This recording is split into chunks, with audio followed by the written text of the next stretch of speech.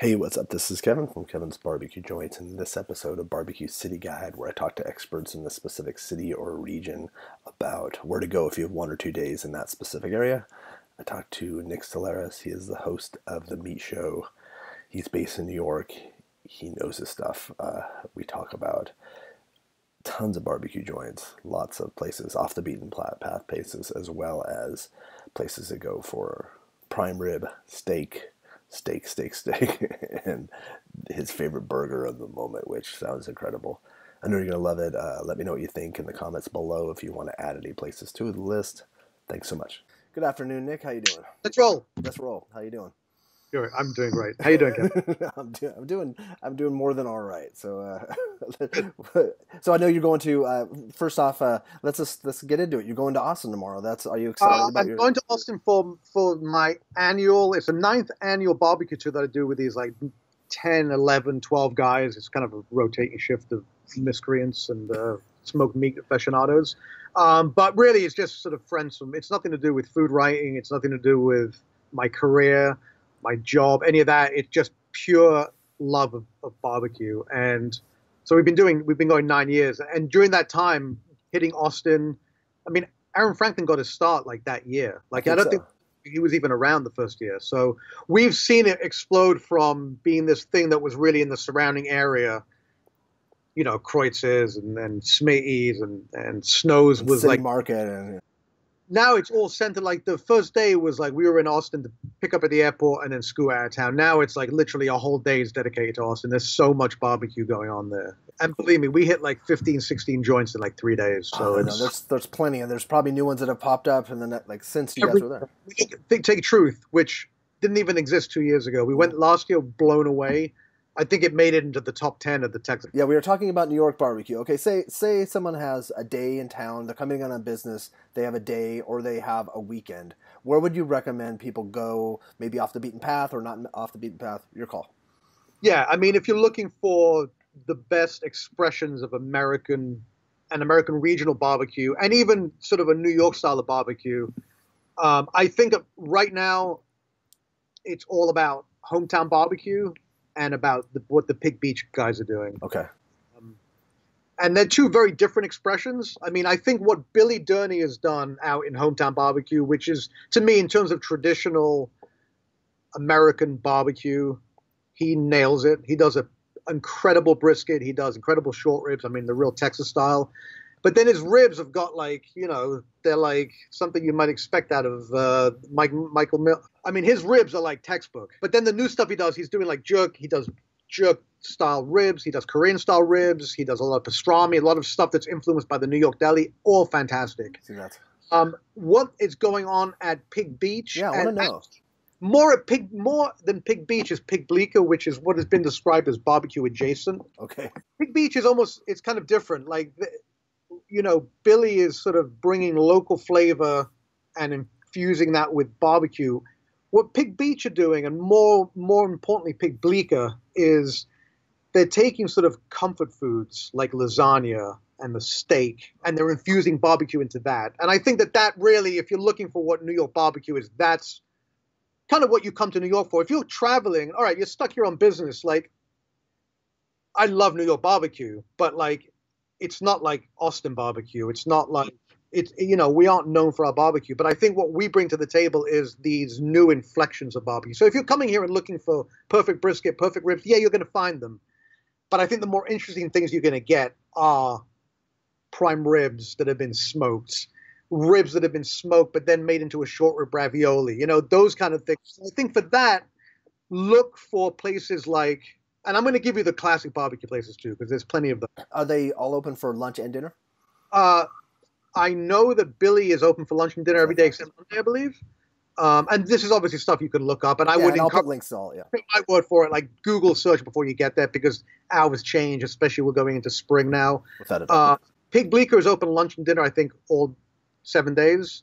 I think they're only open so Pig Bleecker is their downtown Manhattan restaurant. It's much more of a bistro, and they have smokers there.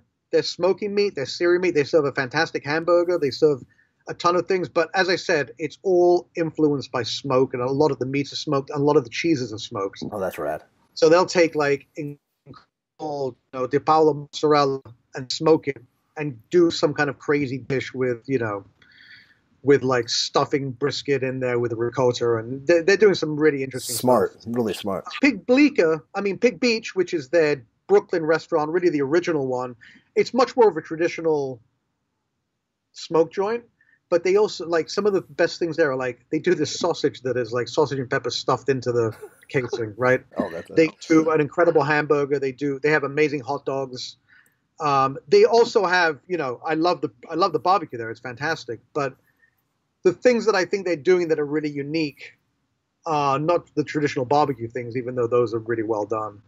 In terms of traditional, like if you're coming to New York and maybe you're coming from the Northeast and you don't have access to like Austin, go to Hill Country Barbecue. It's like Kreutz's. It is I wouldn't say carbon copy, but it's a really good version of that. Pretty darn close.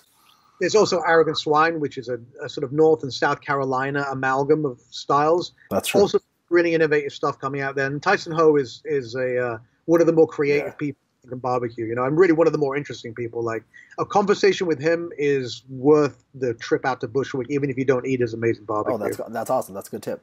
Cool. There's so many. I mean, I love what Fletcher's is doing out and again, the really interesting stuff there is like they're doing like a char siu pork, like a Chinatown kind of thing, but they're smoked. So you're still getting those sweet and savory notes. You're getting that really impressive smoke ring, but it's an actual smoke ring. It's not like the result of like sugars and carbon. It's like he's Matt Fisher is doing some really interesting stuff. Mighty Quinn's is now like exploded, but the insider tip is go to the one in the East Village because that's the original one. It's everything is smoked there for that restaurant. If you're not going to make it there, go to the one in Jersey because I think that's where they're smoking the stuff. And don't get me wrong, it's fantastic. And a lot of the stuff is designed to be traveled and, but I love the original. I think that's really like solid place, really solid. And Daniel Delaney doesn't have a place anymore, right? Brisketown? And I love Brisketown was so on point. And at the time, it came out at the same time as Mighty Quinn's. And there was, like he was in the running. It was like Hometown, Brisket King. Brisketown, Mighty Quinn's. They were all vying for the. He's doing a very successful. The chicken thing he's doing has really taken off. Okay. And he's always got something going on, so I know he's got something in the works. I just don't want. I want people to know, and I'll put a note so that people know that that's close because some people think it's still open. Unfortunately, you can trust Google these days. Like say someone flies into town, they fly into JFK. How far would it be to get to Hometown? How long would that take them? I mean, are you talking about like a week? Come in on whatever time you come in. Say you come in on a weekend. Yeah, weekend, yeah. Straight from JFK to Hometown? Or you're staying in the city, say you're like... It's not the most convenient place to get to. But believe me, it's worth it. And it was a little inconvenient for Billy to stay up all night and smoke those perfect ribs and perfect brisket than it is going to be for you to either take a train and then walk. Especially, listen, it's a nice area. There's many ways to get there. You could take a cab. You could Uber it if you're a baller. You could jump on the train and then a city bike if you're like an adventurous, twig-eating, health nut. I guess you wouldn't be going to Hometown if you were doing that. Probably, maybe not. The ferry, IKEA runs a ferry, I believe. I don't know if they still do, but there's ferries that you can take to downtown Red Hook. That'd be cool. However you get there, totally worth doing. Pig Beach is actually not that far away from there, so you could definitely do a twofer. Okay, cool. It would be all you need. You could probably just croak after that and die happily. Is there anywhere in Jersey or upstate New York? Oh, I mean, I don't know. I know this place is upstate. Jersey, I have not explored that much. Mm-hmm. There was a place called Surf Barbecue in Red Bank that I went to. That was really good at the time. I have not been back. I'm sure it's still fantastic. That was really good. But yeah, most of the stuff is. I mean, Brooklyn is kind of where it's at. Okay, and they could get other food too. There's a lot of tons of options. Definitely, the steak and the prime rib. To me, like we have world class barbecue, but the hub of that kind of dining is elsewhere. Like we have the best steak on earth, in my opinion, in New York. That's dry age, USDA prime. I mean, steakhouses were defined here. This is where the American steakhouse was born down at the Monaco's, at Peter Luger's, at the Old Homestead, at Keen's, right? These are the institutions. Like, Without a doubt. that's what you come to New York for if you're looking for like real profundity, for real meat history, right? Yeah, no, exactly. And that would cap off any day. You could do stuff during the day and then at night go to one of these amazing steakhouses. My favorite one is Smith & Wollensky. Porterhouse in New York is utterly fantastic. There's so many, it's almost too many to name. Mm-hmm. Because it's like BBQ Joints in Texas. Like that's our steakhouses are that prolific. And I'll put a link to your show because you've gone to so many on your show. Yeah. Yeah, almost all of them. Link to my Instagram and that just follow on there and you pretty much visit them as often as I can. There's Nathan's Hot Dogs. There's Katz's Delicatessen, the place that really invented pastrami for all intents and purposes. Without a doubt, world. But then there's the old kosher delis like Ben's out in Rego Park. There's the Second Avenue Deli. There's the stage. I mean, not the stage. Stage Deli. There are so many places that, just have that sort of that history about them. And the Roll and Roaster in Sheepshead Bay. There's so many different places. Smith & Wollensky, for Smith & Wollensky, you don't always get prime rib. You sometimes get the porterhouse, right? No, they do have a porterhouse, but they were really known for the prime rib and the Colorado rib steak. Oh, okay. Which is also fantastic, but I always get the prime rib. It's the what best is the thing. Colorado rib steak? It's a rib steak. It's it's just big and age. They dry age everything in house. That's a 28-day dry age on that. It's fantastic. And then are these steakhouses? Do you have to wear jackets for most of them? You should. Okay. I mean, no, you don't have to, but believe me, you want to. You are providing the wallpaper for everyone else that's dining in the thing. So don't go in there in a Bermuda shirt and shorts. I hope no one watching this is doing that. Toss it up, America. Yeah, exactly. Celebration. You're going to a steakhouse. It's not like going to get a hamburger. It's not like going to get slices of brisket. Yes, exactly. And there's nothing to say. Like when you go out to fine dining, you should dress up. It'll make you feel better and you'll enjoy the experience. I mean, there's restaurants where that's not required. There's a lot of places downtown Manhattan, Momofuku, some of my favorite restaurants. They've gone really casual, but steakhouses are not those. Those are staid and sacred institutions. Last question: is there a hamburger that's on your radar right now? A new hamburger? Yes, Maysville. Shane McBride happens to be a partner in Pig Bleach and Pig Beaker. Okay. But Shane's claim to fame is not even the fact that he was chef at Balthazar Minetta Tavern and Augustine and worked for Colicchio and back in the old days and has worked at, like every, but he's now also a Memphis in May winner. The guy can cook. I mean, he's cooked ribs as good as any rib that I've ever eaten. They're utterly amazing. But he is now the chef at Maysville, which is one of the most deep. It's one of the deepest bourbon collections in Manhattan. Huh. He is now doing a fantastic hamburger. It's just you have to go and get the hamburger. Okay. That's of the new hamburgers. If you're talking about old school hamburgers, J.G. Mellon, P.J. Clark's. Really great. The Pete Luger hamburger at lunchtime is worth the trip out to Williamsburg. Even if you can't afford the steak, the hamburger is amazing. It's maybe $15, but it's dry aged trimmings, filet mignon. It's a fantastic hamburger. It's worth $15 without a doubt. It's worth more. Yeah, definitely. Excellent. So what did I miss? You were saying you're going to jump back to New York style barbecue. Is there? And then the other thing is along those lines is what Shane McBride's doing at Maysville now. It's not barbecue, it's not Southern food, it's American food, but smoke works its way into things. Like he'll smoke turkey and then make a hot brown croquette, hot brown sandwich from Kentucky. Uh-huh. So he does that in a croquette form and serves it with it's fantastic. So we really are at the stage where barbecue is influencing dining in New York in a way that you never thought it would. We've always, for the last 10, 15 years, we've had credible to great barbecue, right? But now what we're seeing is that it's actually becoming imbued in our culture. It's a distinct thing. It's part of our lives now. And it's not trying to be something else. It's becoming New York style almost. Well, look, we still have places like Hill Country that do a textbook version of a cuisine. They do a textbook version of Central And Texas. here's a funny aside about them, or a funny note. When they started out, there was no pulled pork in Texas, right? You could find it one or two True. joints. But you know what? You know how prevalent pulled pork is, especially in the new places, I that now know. the country has it on their menu because people have been asking for it since day one. People have always asked for pulled pork, and they were like, "No, we're a Texas joint."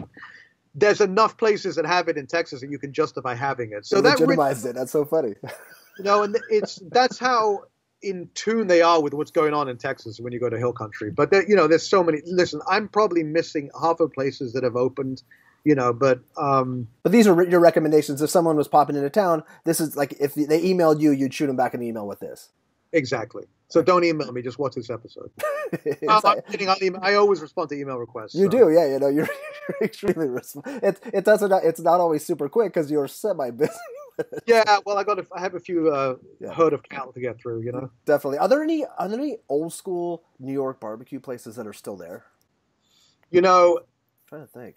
The oldest, yeah. There's really nothing. The places that have been around forever and ever aren't real barbecue. They're like maybe they roast the meat and then finish off on the grill with red sauce. Like we're not fairly agnostic view of what barbecue is, right? But that's not barbecue. What about Dinosaur? Is that Dinosaur still around? Yeah, I haven't been back in ages, but that I would say that's the oldest place that's legit. Okay. You know what I mean? Like they opened around 2002, I think, 2003 maybe. I think so, yeah. And at the time it was like the best. It was a second coming, right? Yeah, everyone talked about Dinosaur at one point, yeah. Yeah, I just haven't been back in probably like 5-6 years. But it was very solid last time I went there. I mean, I think what happened is they were pan-regional, and that was what barbecue was. We got Carolina pork, Carolina pork, ribs from Kansas City, brisket from Texas. Now we've gotten much more into the point where it's like, okay, this is Texas style, this is Kansas City style, this is Carolina style. Now we're beyond that, and we're at the point where we're incorporating it into our cuisine. It's becoming part of. Is there anything that you think if someone came into town and there's like a meat place, because the Katz's, are there any other delis that you could think of that people would be remiss to if they didn't go? Is there? I mean, if you've been to Katz's, that's it, right? It says Katz's. That's all on the sign and tag for a reason, right? Like, yeah, I mean, yeah, like I said, Ben's best in Rego Park. Second Avenue Deli is still really solid. There's a lot, there's a lot of them, but Katz's is the prototypical one, I think. Are you eating street dogs at all? Like, do you eat hot dogs? No, not really. Papaya? Papaya is still. Yeah, no, Papaya King is different. That's fantastic, but that's not on the dog. That's not on the street. Like a street. Oh, yeah, no, those are like Yeah, I mean, definitely Papaya King, Nathan's. Much newer place, Griff Dogs, is worth visiting. Oh, okay, I've heard of that. Yeah, St. Mark's, they do all kinds of wacky combinations, but they do a fantastic hot dog. There's a lot in New York. Yeah, New York has a few restaurants to try. So I think a restaurant or two. Well, excellent. Well, I hope you have a fun time. I'll be following you on Instagram. That's rad. Thank you very much. Well, I look forward to chatting with you again. Yeah. Have a great time and have a good flight, and we'll talk soon. All right. Thanks, mate. Take Bye. Care. Bye.